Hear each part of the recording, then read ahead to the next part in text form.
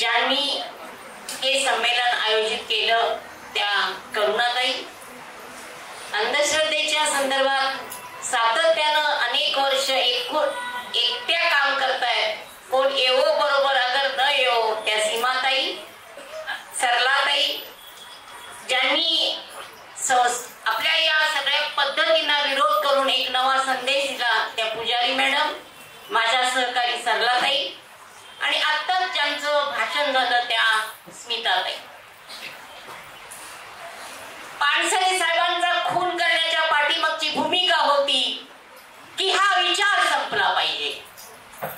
पण पानसरे साहेब गेले तरी त्यांनी जन्माला घातलेलं त्यांचं अंकुर, त्यांचाच विचार घेऊन जेव्हा पुढे जात असते त्यावेळेला मात्र ज्यांनी या विचाराला मारण्याचा प्रयत्न केला त्या लोकांचे डोळे उघडण्याची आता वेळ आलेली आहे. तुम्ही विचार मारू शकत नाही, तुम्ही माणसं मारू शकता. कारण विचार हा त्याच्या अंतःकरणात निर्माण झालेला असतो.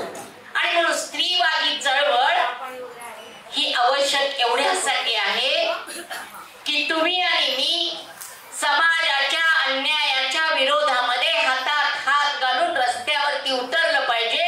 म्हणजे स्त्रीवाद आहे.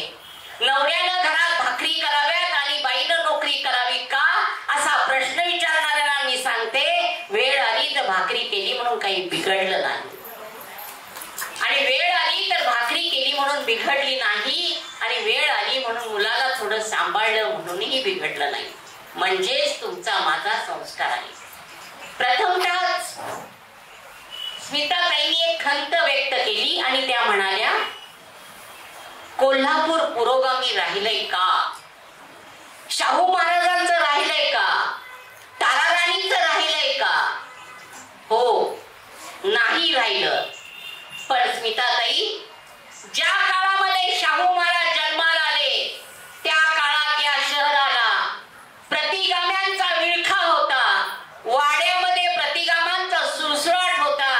त्यामध्ये माझा राजा उभा राहिला आणि त्यानं विरोध केला आणि या जिल्ह्याला, या शहराला देशामध्ये नेऊन ठेवलं. ते शाहू महाराज करू शकले. ज्या काळात ताराराणीचा नवरा राजाराम याला इथून पळून जावं लागलं तंजावरला, आणि ताराराणी या शहरामध्ये आली आणि तिनं अख्ख्या मोगलांना रस्त्यावर पळो की सळो की पळो करून सोडलं. ती ताराराणी एका व्यवस्थेच्या विरोधात लढत होती. मला अभिमान आहे या मातीचा, कारण या मातीमध्ये आपण जन्माला घालत आहोत उद्याची पहाट आणि उद्याचा दिवस. तो याच रूपानं, या स्त्रीवादी चळवळीच्या रूपानं, मला माहित आहे रात्र संपत असते आणि दिवस उजाडत असतो. म्हणून मी आग्रही आहे, मी आजही या व्यासपीठावरती उभी आहे, कारण कर्तव्य कधी आपल्याला सोडत नाही. स्त्रिया साड्या एकसारख्या नेसू द्यात, कुंकुमार्चन करू द्यात, देवळामध्ये जाऊ द्यात. मला बाबासाहेब आंबेडकरांचं एक वाक्य नेहमी आवडतं आणि ते म्हणजे, शिका, संघटित व्हा आणि संघर्ष करा. आज काय झालंय? शिका, देवळात जा, देवाला नमस्कार करा आणि नोकरी मागा. किती विरोधाभास आहे बघा. आंबेडकर साहेबांनी सांगितलं, शिका, संघटित व्हा, संघर्ष करा. आपण काय करतोय? शिकतोय, देवळात जातोय, नमस्कार करतोय, माझं पोरग पहिलं येऊ दे म्हणून नवस बोलून येतोय. आता पोरग्याला अभ्यासच केला नाही तर नवस बोलून ते काय वर्गात पहिले येणार आहे का? हा साधा सोपा विचार विषय आपल्या डोक्यात नाही. तेव्हा या विचारांना आपल्याला विरोध करायचा आहे, आणि तो विरोध करत असताना तो सामाजिक क्रांतीचा विजय असला पाहिजे, तो विचार असला पाहिजे. प्रज्ञा मुंडेंचं यांनी उदाहरण सांगितलं की संपदा मुंडे आपल्या कालच्या ज्यांच्यावरती हत्या झाली, खून केला, स्वतः त्यांनी स्वतःलाच मारून घेतलं. गेल्या 10-15 वर्षामध्ये जी रचना या देशामधल्या सरकारी व्यवस्थेची आहे, ज्यांच्याकडे मी संरक्षक म्हणून बघते, ते पोलीस या संरक्षण न करता येणाऱ्या माणसाचा बळी घेत आहेत. त्या बळीचं उदाहरण म्हणून या एका घटनेकडे पाहिलं पाहिजे. पाहिजे असं मला वाटतं. कारण हा बळी रस्त्यावरच्या माणसानं घेतलेला नाही, तर अंगावरती खाकी चढवून तुमच्या माझ्या संरक्षणाची जबाबदारी घेतलेल्या एका पोलीस अधिकाऱ्यानं केलेला आहे. हेही आपण विसरता कामा नये.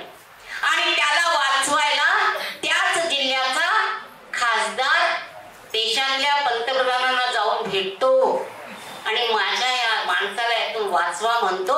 यालाच ही भ्रष्ट व्यवस्था म्हटली जाते. भ्रष्टाचार इथं भोकाळतो, या व्यवस्थेनं भोकाळला जातोय. आणि म्हणून आपल्याला लढायची आहे. लढाई खूप मोठी आहे आणि त्या लढाईला आपल्याला सामोरं जायचं आहे. मी माझ्या या इथं उपस्थित असणाऱ्या सर्व स्त्रियांना आणि व्यासपीठावरच्या सर्व स्त्रियांना एक लाल सलाम करते. आणि उद्याचा बाबासाहेब आंबेडकरांच्या भाषेत सांगायचं झालं तर एक देऊळ उभं केलं तर 1000 भिकारी तयार होतात आणि एक शाळा उघडली तर हजारो शिक्षक शिक्षिका तयार होतात. आणि ह्या व्यवस्थेबरोबर आपल्याला जायचं आहे. मला एक आशा आहे, मला एक अपेक्षा आहे. या देशामध्ये खऱ्या अर्थानं या संपूर्ण व्यवस्थेच्या विरुद्ध सर्वात आधी रस्त्यावरती कोण येईल तर तो आंबेडकरी चळवळीतला कार्यकर्ताच येईल, याची मला खात्री आहे. आणि त्याचं उदाहरण काल औरंगाबाद मध्ये आपण पाहिलेलं आहे. तेव्हा त्या चळवळी बरोबर आपण हातात हात घालूया आणि आपल्याला या मातीमध्ये गाडणाऱ्या बटूला, वामनाला आपण नष्ट करूया, एवढीच आपल्याला विनंती करून मी आपली रजा घेते. जय संविधान, जय संविधान. धन्यवाद भारतीताई.